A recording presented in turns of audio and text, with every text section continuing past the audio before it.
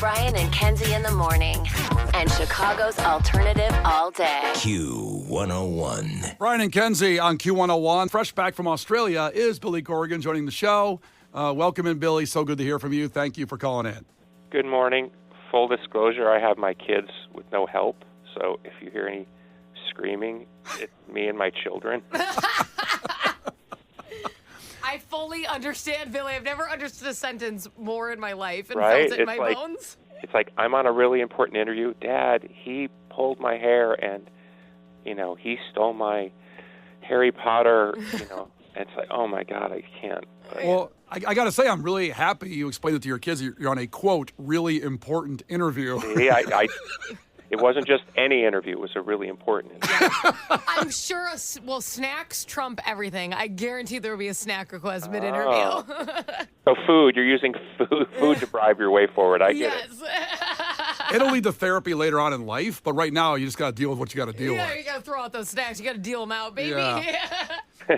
Billy, it's funny when we look back, of course, 2018 was the last time you played Q101's Twisted Christmas as the Pumpkins, and then Case, the producer, did a little bit of research. The first show with the Smashing Pumpkins at the Aragon, and you correct us if we're wrong, was November 29th, 1991, opening for the Chili Peppers and Pearl Jam. Do you have any memories of that show?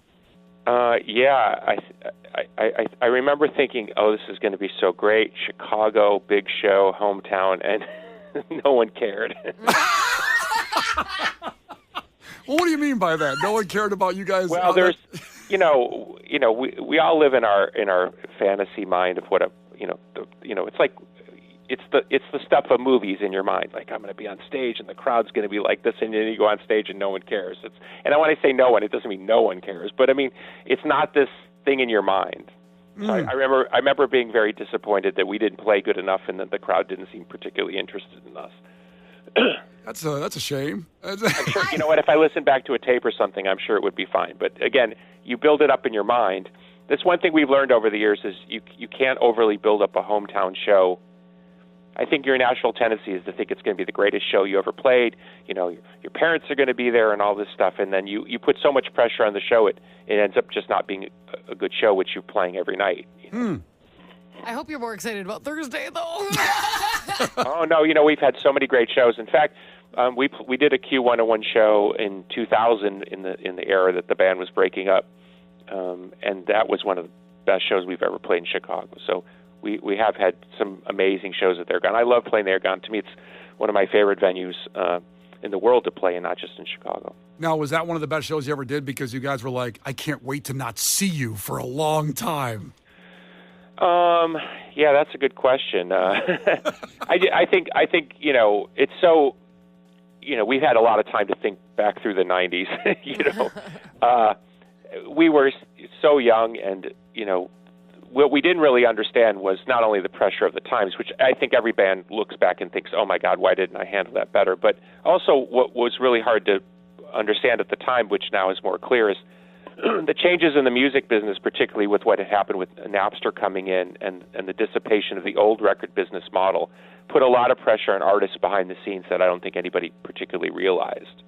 Now it's kind of pretty obvious what happened. The record business kind of blew itself up, and it's reconstituted around streaming, but there's still certainly a lot of issues, and you certainly hear it mostly from young independent artists because there's really almost no pathway for them to earn a living. So we were under a really particular pressure at that time that was really confusing because it was certainly way above our pay grade. Without question. And we're glad, it's amazing to look at the journey of the Pumpkins and how the survival comes to my head as far as, all the projects you did and going, the Zwan era and then all this other things of your solo material and everything. And you come out still here in 2024, just ready to do a pure Smashing Pumpkin show for Q101's Twisted Christmas on Thursday that we're all stoked about.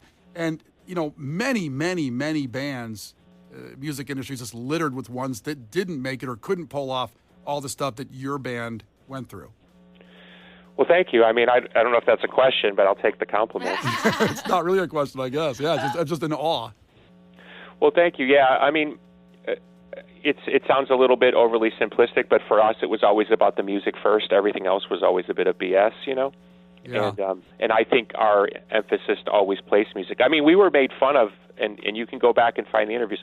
We were being made fun of in the 90s for being too into music. So let's just put it this way. I'm glad we were too into music because it's worked out in the long run.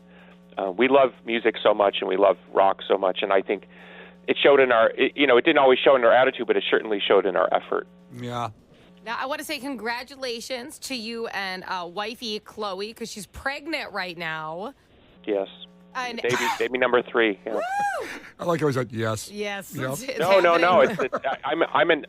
The reason I sound like that is I'm just in awe of my wife. Aw, I love She's just she's running multiple businesses and she's carrying a third child and she's the greatest mother in the world to our kids, who are really incorrigible, if anybody knows that word. No pun intended with the Corgan in the middle of it. My son is currently looking at me with a sad face, giving me the thumbs down. I'm not even joking. Oh my boy. God. You want to interview him? He doesn't like the interview? Sure. Okay, here. Hey, I'm doing an interview. Say hi. Hello, bozo. That's to you. That's to you, Brian. Did you I hear think what he that was called you, you? Brian. Sorry. Now you know what Billy calls you when you're not there? Kids Yeah, the always truth kind of came out. Kids reveal their secrets, unfortunately. So now we know what he said before this. He goes, I got to do an interview with some This bozo. He just looks at me and goes, "Who was that?" Oh, it was bozo, clearly. Yeah, obviously. Live Bozo, you want to talk to Bozo?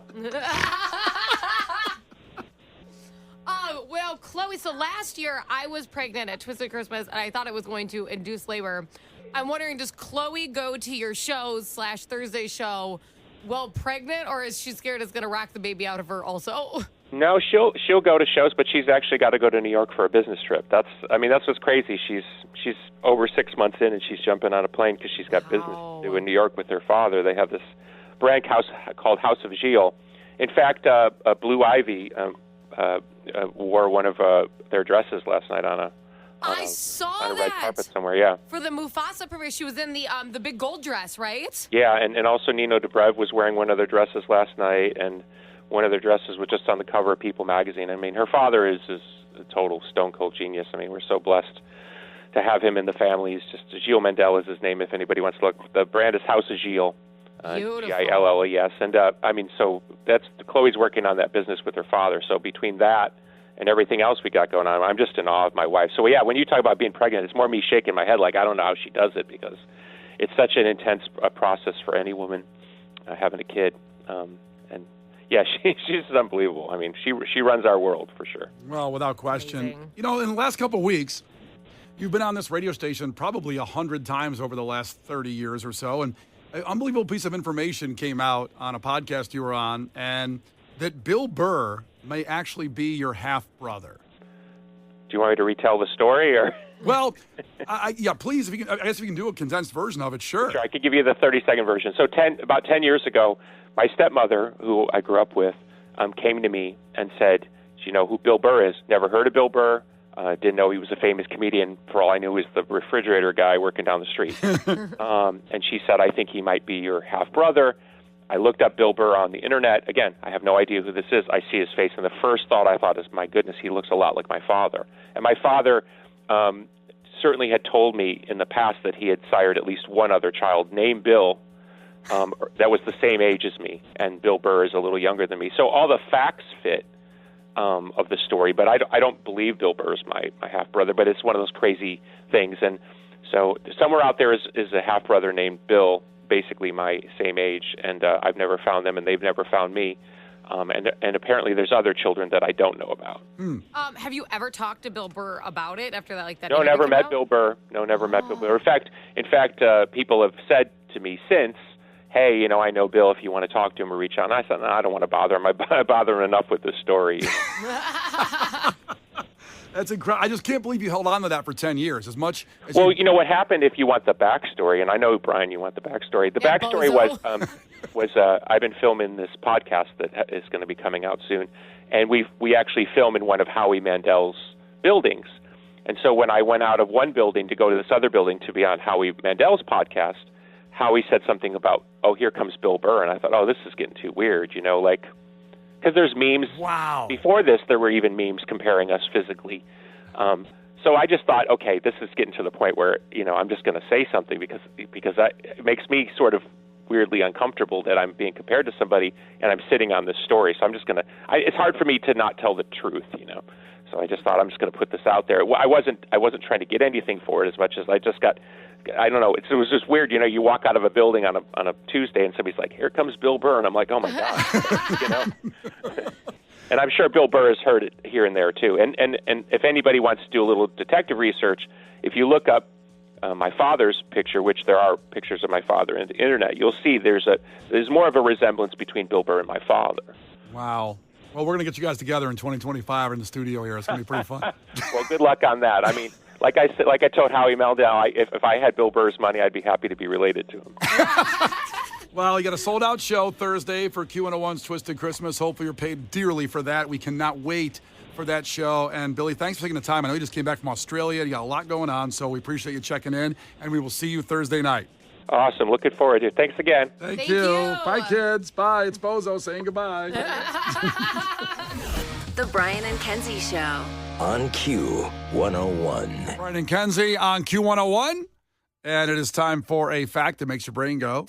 And this involves the wonderful holiday season where many of you travel home and hang out at your parents' house, the house you grew up in, for the holidays. Whether it's way outside the city, whether it's just down the street, a lot of people spend the night still at your parents' house, whether it's for Christmas, whether it's for a couple days. I always did this. I always had to go back and spend time in the house, and you end up sometimes, with a house packed of either, because they bring spouses or kids, and your house you grew up in, which was always, you realize, was too small when all these 15 people come in there. But this is the fact today, and we'll tell you in 5 minutes exactly what this is. What's the first thing you do in the holidays when you go back in the house you grew up in, your parents' house, your house, however you want to call it? So the first thing, and 52% of Chicagoans, this is number one of the first thing they do when they go into the house you grew up in. What do you think that is, Kenzie? I bet they go into the basement to look for their old stuff, like their old childhood toys. But a lot of that stuff gets moved to the basement over years and years. You can't have all of it displayed, so I bet they like to rummage through.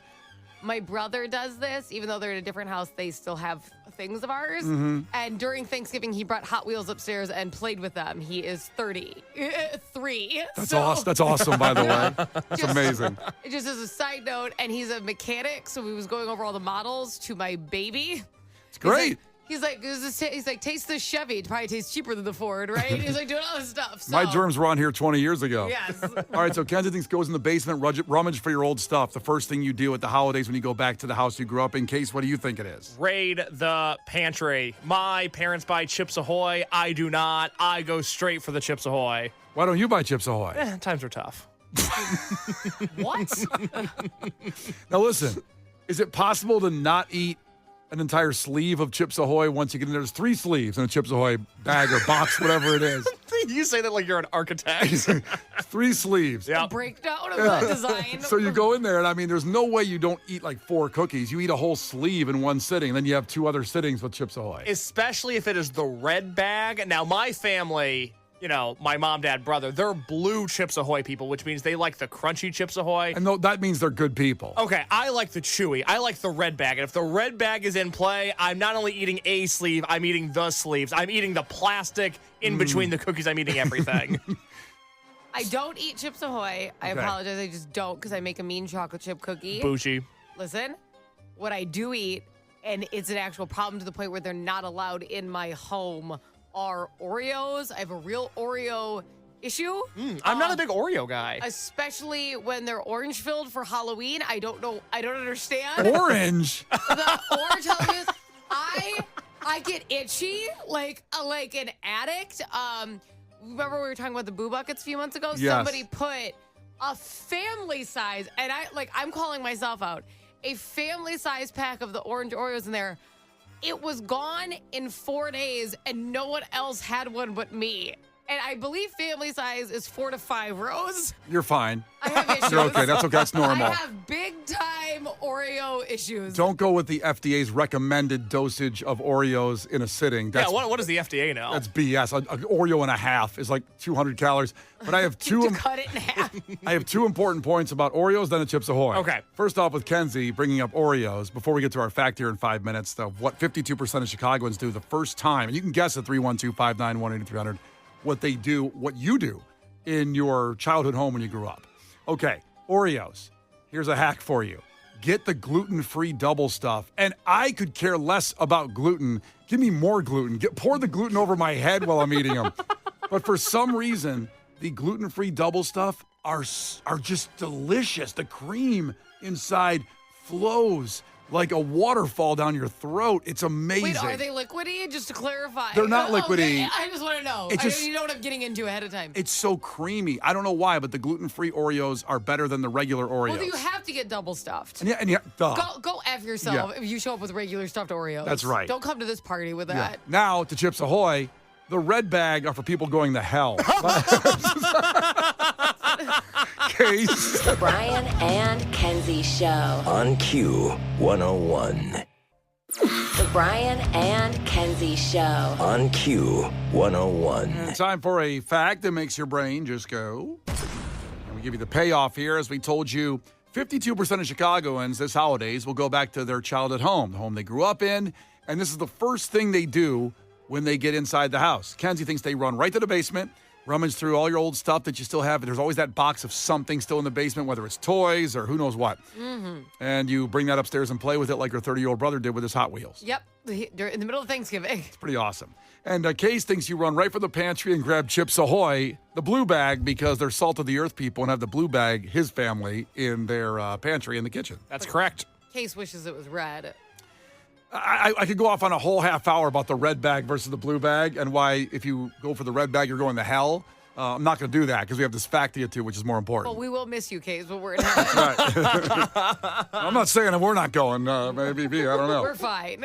So, 52% of Chicagoans, and a lot of people guessed something similar to this. They said, you go check out your old bedroom.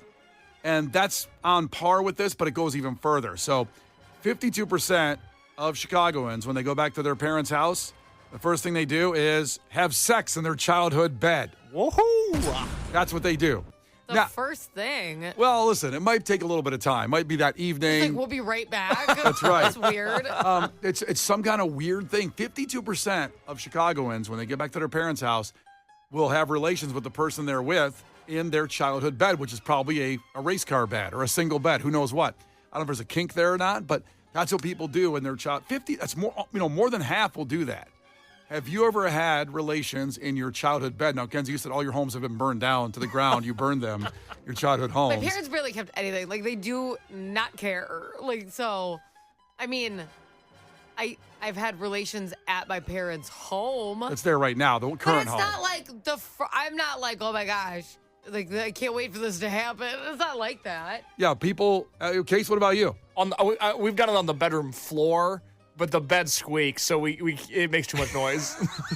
On the floor? On the floor. Oh, God. Is she on bottom? Well, a lot of things are going on. It's a whole thing. It's a rug bird. Yeah. Well, if he has rug, you might have hardwood floors. No, I got a rug. Got a rug. It's like a little orange mini shag or something like that in there. Imagine her face back forth. Ow. Well, I get it because my house, the floors creaked. Huge. And it's still, they sold the house a couple of years ago. Sadly, it made me cry. But the house used to creak.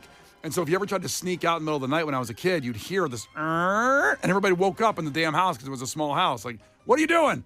Sorry, I'm just getting some water. Can I do that? I'm not trying to sneak out and go, like, I don't know, rob somebody. As you do. As I did. Was that their first thought when the floor squeaked? I think so. Or I was trying to rob somebody. But I'm curious of our listener base who has done that. Like, who goes home to the childhood home and has sex in your childhood bed with whether it's your wife, girlfriend, or maybe just someone you brought home for the holidays that you just barely know. That's weird. Don't bring somebody home for the holidays if you barely know them.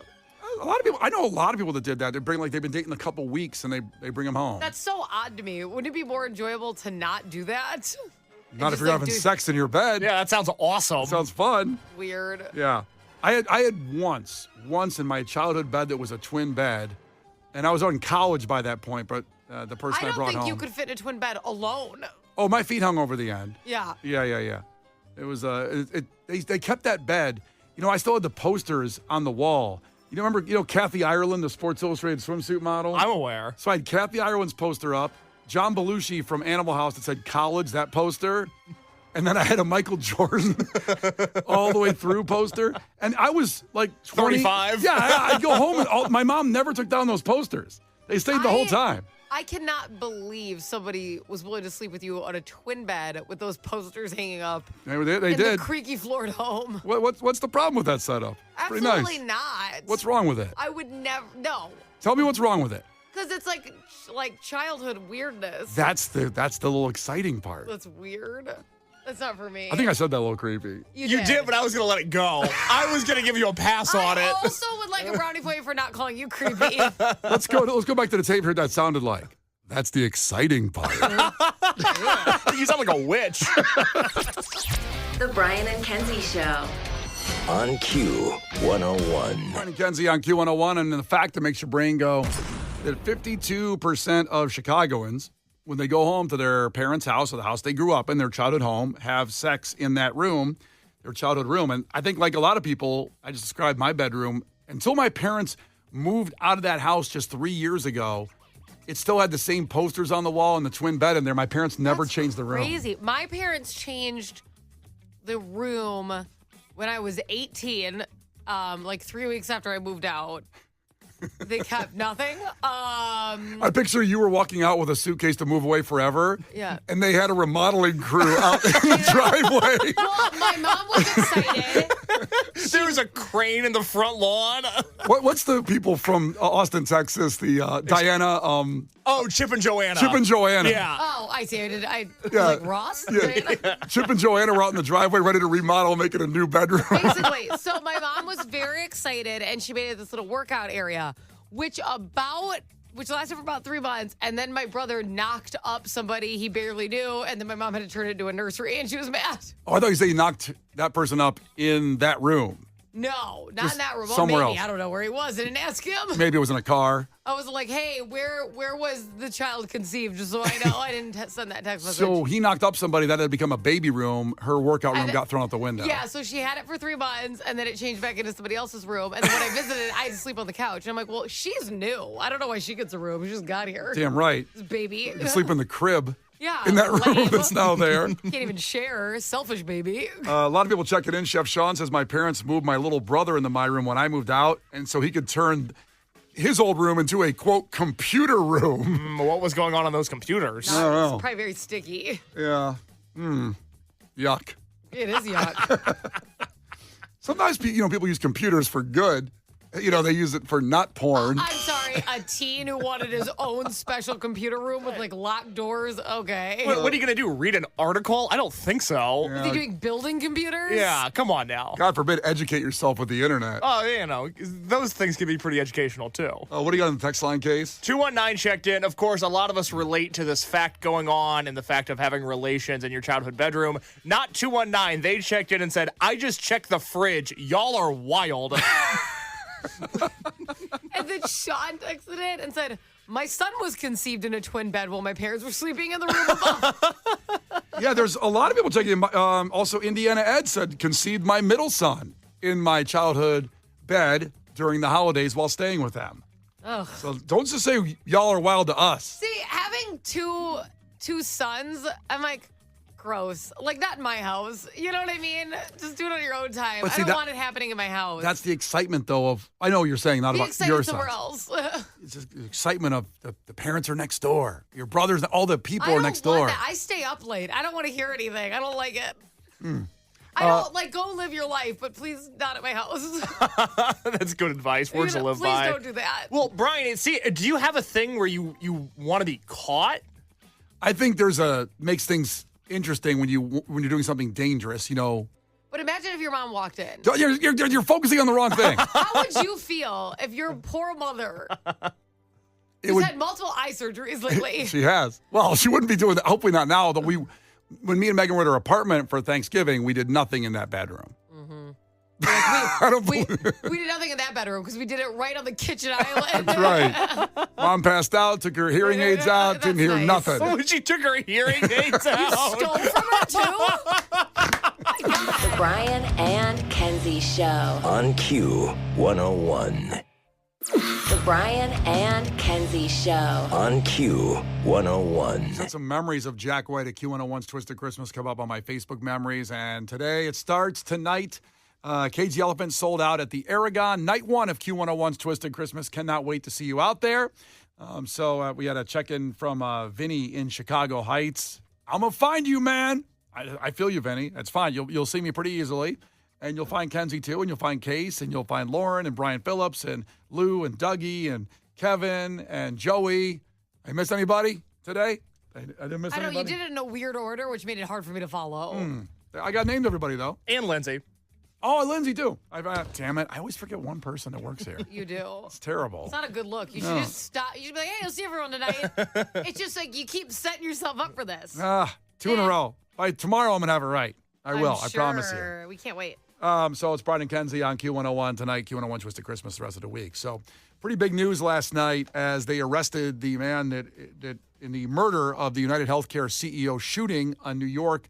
That happened after a 5-day manhunt. Luigi Mangione, 26 years old. He was arrested in Altoona, Pennsylvania at a McDonald's.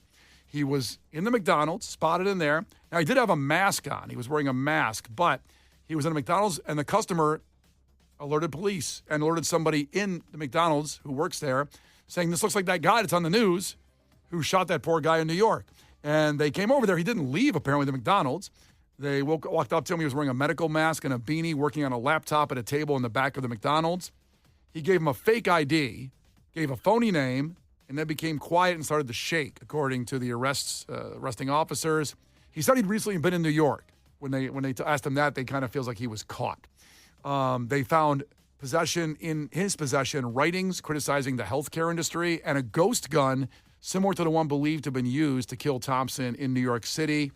So things were adding up pretty quickly. He had a manifesto in there. He certainly seemed to be a fan of the Unabomber, which everybody knows that story, who passed away last year in jail. 81 years old. I can't believe the Unabomber lived to in jail. But he's been caught. He's been arrested just there at a McDonald's in Altoona, Pennsylvania. Now, we'll see more information goes out each day when they track everything. There's already conspiracy theories going out, started by Case, the producer, pretty much, that doesn't believe this is the guy. Well, I don't say this to be controversial or provocative or anything, but nothing about his capture makes any sense. You're telling me that where in Pennsylvania was this? Altoona, Pennsylvania. Now, he was an Ivy League. That translates to. And by the way, this guy was like a genius. He was an Ivy League student, and he went to UPenn, I believe, for a little bit, which is in Philadelphia. And he comes from a rich family. So it's an odd thing, a little bit like the Unabomber, by the way, who was a genius and also came from a pretty wealthy family here in Chicago. So you're telling me that this guy, after almost a week since this murder, where the New York Police Department has had nothing. The case has gone cold. They keep on getting foiled. They've made no progress in this. They find him in a McDonald's in Pennsylvania. And my guess is, once the cops were called, if this was allegedly the guy, that it wasn't the bike cop crossing the street on his way to McDonald's that went and arrested this guy. My guess is there was a heavy police presence. There would have been probably SWAT involved. There would have been a major fiasco. And yet there's no footage of him at the McDonald's. There's no footage of him getting arrested. It all seems so convenient that this guy traveled with his manifesto and all of these other things that you would go, well, I guess if he had fake IDs and a ghost gun and this and that, okay, I guess he's the guy, but none of it makes any sense. It also seems like too much to have on your person at one time. Wait, There's a lot there to unpack of what you said. Hold on. Yeah. Because I actually agree with Case. Thank Oh you. my God. So hey. That's rare. You owe me some respect. How dare you interrupt me and say, oh my God. Just wait. This is valid. All we've seen from this guy is like two little beady eyes and a coat. He looks like every normal guy. And he looks like every normal guy. He does, though. Kenzie's right. He does look like every normal guy. Yeah, if you are going to hire somebody to kill somebody, this is the guy, because he looks like everybody, okay?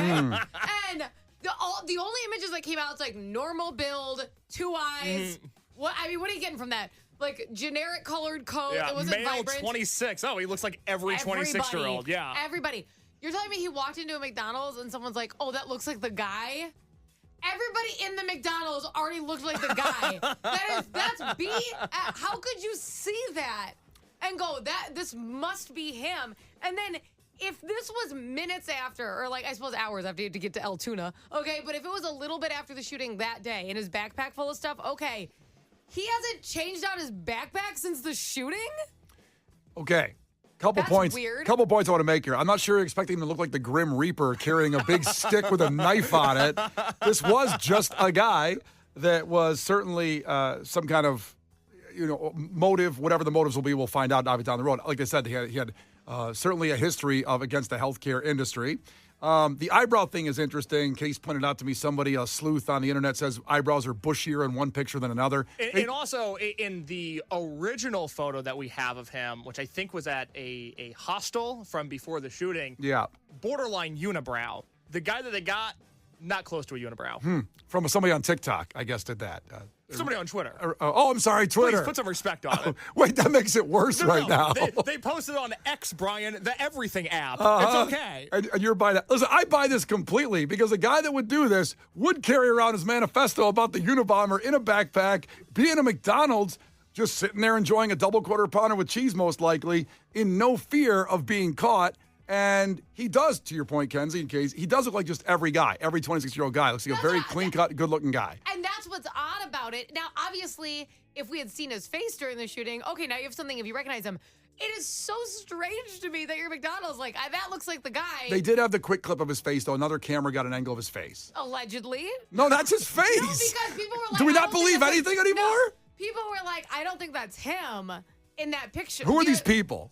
I don't believe it's him. I've saw a lot of accounts. I'm one of them. I just raised my hand. I'm telling you, I don't think it Wait, looks so like are you him. speaking for the people now? I am the voice of the people. You're the people? Just like I'm the people's champion in trivia. I am the people's voice right now. I just think it's very hard to recognize is all I'm saying. I'm shocked somebody was able to recognize it. I wouldn't feel confident to call the cops on my customer. I wouldn't. This is also a situation in which, and I say this with every ounce of respect towards our service workers, but if this guy came into McDonald's wearing a mask, I don't think the person behind the McDonald's counter is the most observant person and was able to put two and two together just like that and go, oh my God, I cracked this case that a $5 billion police department couldn't solve. Okay, so it was a customer that then alerted it was a worker. It was a customer that noticed it, then told the person at McDonald's, which is what you should do, by the way, anytime this happens. Pass it off to somebody else. Do not approach the guy at all. As if the cashier doesn't have enough to deal with. I'd be livid. Like, I am slanging fries and meal deals. You're the one on break. I am on the clock, sir.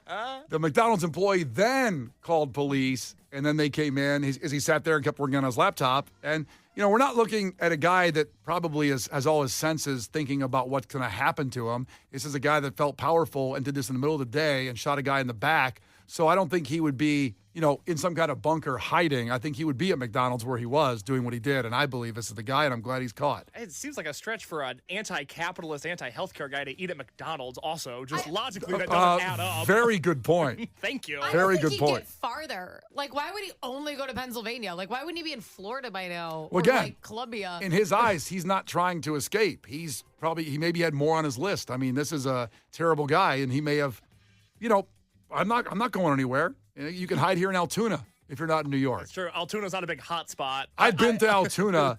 I'm surprised. And you said you have? Yes. After killing somebody? Well, no. Is it where everyone goes after? I'm asking. It was just a question. No.